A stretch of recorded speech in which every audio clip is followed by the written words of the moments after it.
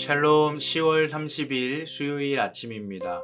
오늘 하루도 좋으신 하나님의 크신 은혜가 여러분의 삶 가운데 가득하시기를 간절히 기원합니다. 오늘 함께 볼 말씀은 시편 107편 31절 말씀입니다. 여호와의 인자하심과 인생에게 행하신 기적으로 말미암아 그를 찬송할지로다. 아멘. 우리가 인생을 살아가다 보면 때로는 내가 모든 것을 다 할 수 있을 것 같은 그런 자신감에 가득 찰 때가 있는가 하면, 그와는 반대로 내 자신의 한계를 뼈저리게 느끼고 무력함을 느끼게 되는 때가 있습니다.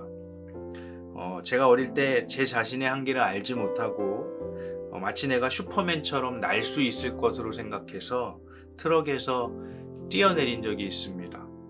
어떻게 되었을까요? 팔꿈치가 부러지고 말았습니다.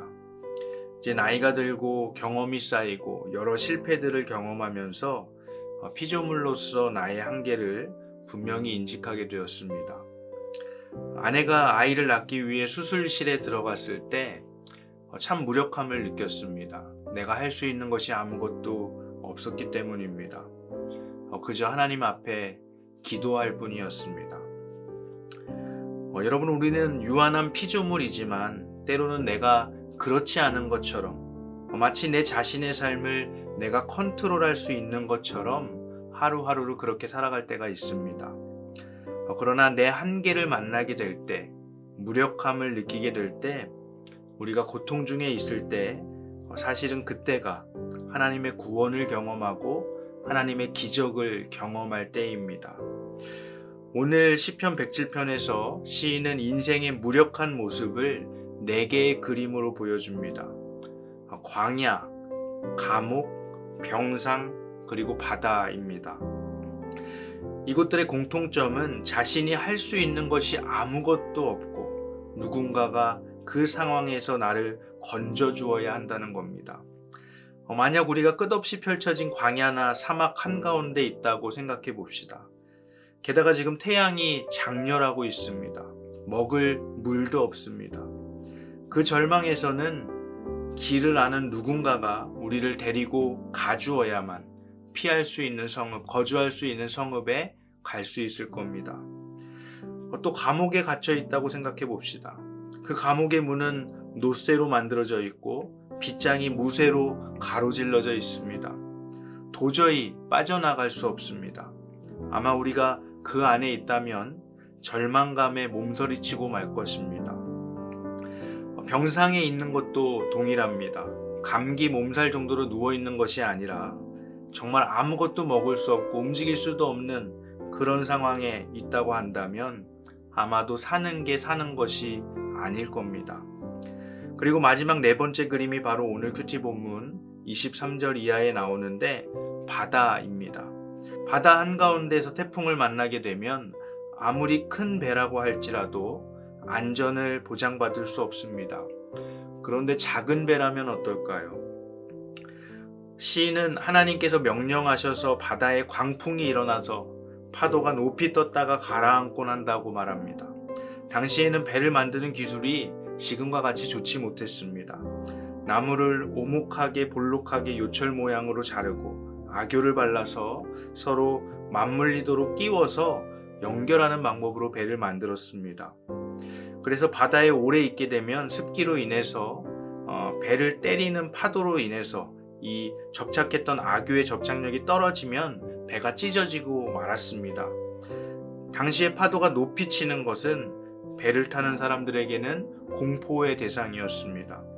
그래서 시인은 그들의 영혼이 녹는도다 라고 탄식하며 사람들이 극심한 배멀미로 인해서 이리저리 구르기도 하고 술에 취한 사람처럼 비틀거리기도 하여서 인간의 지혜로는 어찌할 바를 모른다고 말합니다.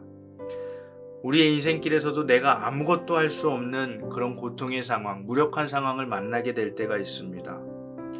나의 한계를 뼈저리게 느끼게 되는 때가 있습니다. 이제는 끝이구나 하고 탄식할 때가 있습니다. 이러한 상황은 고통의 순간이고 절망의 순간입니다. 그러나 자신의 한계를 경험하는 바로 이때가 사실은 우리가 하나님을 바라볼 때이고 하나님을 찾을 때이고 하나님께 부르짖을 때입니다. 시인은 이 내 그림의 상황에서 우리가 할 수 있는 일은 하나님께 부르짖는 일임을 말하고 있습니다. 그리고 하나님은 우리의 고통을 외면하지 않으시고 구원을 베푸시고 기적을 베푸시는 분이심을 말합니다. 8절과 15절과 또 21절과 31절의 말씀은 토시 하나 틀리지 않고 똑같습니다. 31절은 이렇게 말합니다. 여호와의 인자하심과 인생에게 행하신 기적으로 말미암아 그를 찬송할지로다. 여러분, 신앙을 갖는다는 것은 나의 한계를 인식하는 겁니다. 그래서 하나님을 찾고 하나님께 부르짖는 겁니다. 그렇게 함으로 나를 구원하시는 나에게 기적을 베푸시는 하나님을 만나는 겁니다. 그래서 그 하나님을 찬양하는 삶을 사는 것, 바로 그것이 신앙인 줄 믿습니다. 사랑하는 여러분, 오늘 하루 피조물로서 나의 한계를 자각하고 하나님을 찾고 하나님께 부르짖으시기 바랍니다.